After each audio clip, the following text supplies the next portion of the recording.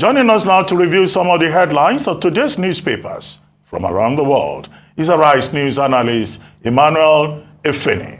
Good morning, Emmanuel. Good morning, Ruben. Good morning, Rufai. Good morning, Ayo. Good morning, sir. We'll start the review with this day, Nigeria's newspaper of record.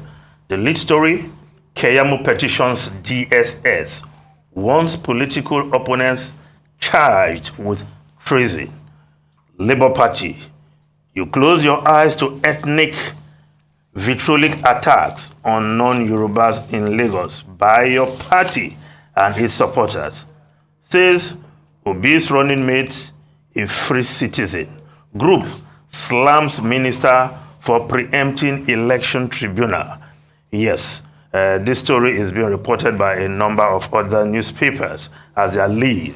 Now, the Guardian newspaper, Keyamo Petitions DSS demands Obi Dati's arrest, while the Vanguard newspaper alleged incitement. Keyamo, Obi Dati disagree over call for arrest. Keyamo's crude joke shouldn't be taken seriously. Obi Dati and Keyamo rabble-rouser desperate for relevance. Labour Party Presidential Campaign Council says Dati, free citizen exercising his freedom of speech. Yes. Keyamo sending that petition to the DSS. Yes, the point has been made earlier on this program that the DSS does not take instruction from partisan political actors in the Nigerian political space. But, of course, we must also stress that even as everyone has freedom of speech, the elections have come and gone. The next stage is, of course, those who are aggrieved going to the tribunal. Everyone must bridle his or her tongue as to how we hit the polity. Now, Keyamo commenting on issues that are already tabled at the Presidential Election Petition Tribunal, the appeal court sitting as such. Now, you expect that lawyers should know better, that matters that are already in court, we just allow the court to do their job, whether you are a senior advocate of Nigeria or not. I think that is Law 101, Dr. Abati, that when a case is in court, we allow the court to do their job. In this case, there are petitions already written by no less than 4 political parties that are before the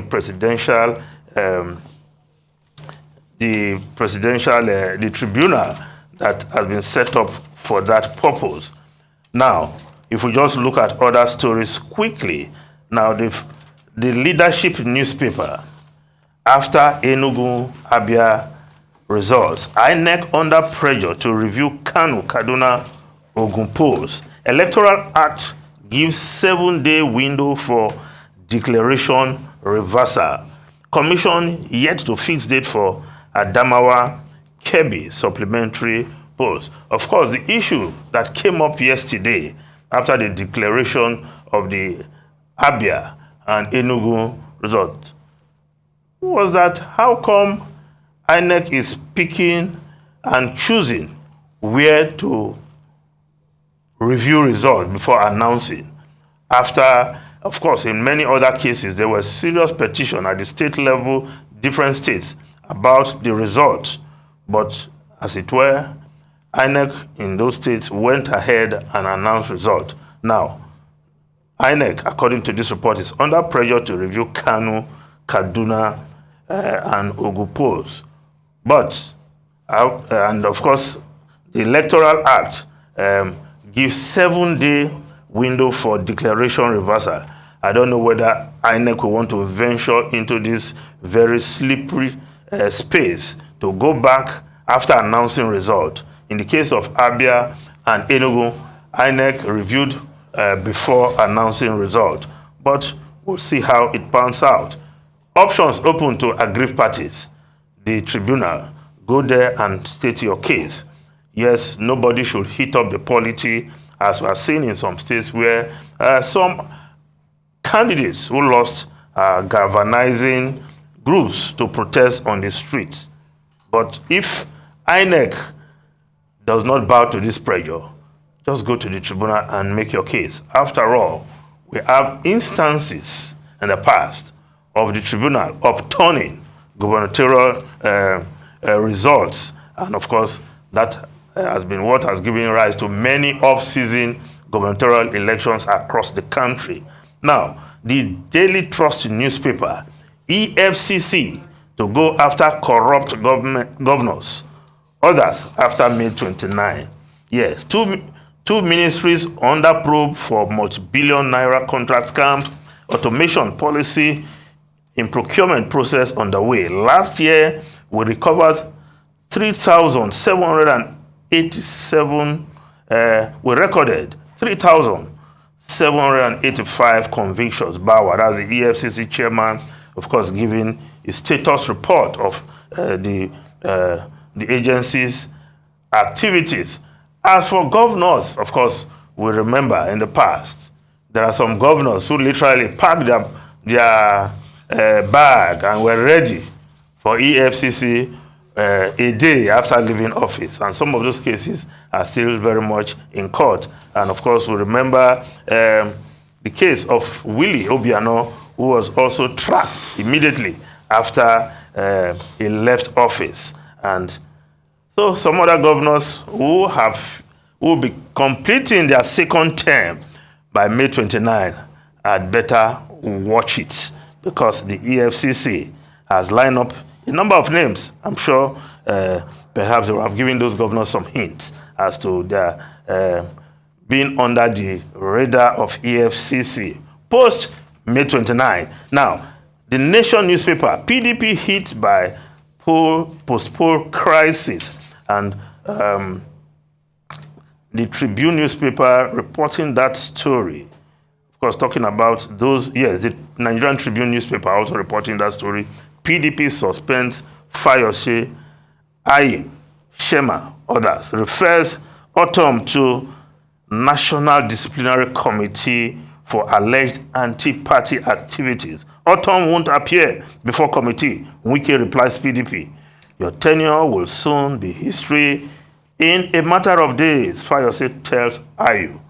Well, Ayu is the chairman of the party. I'm not sure his tenure ends immediately.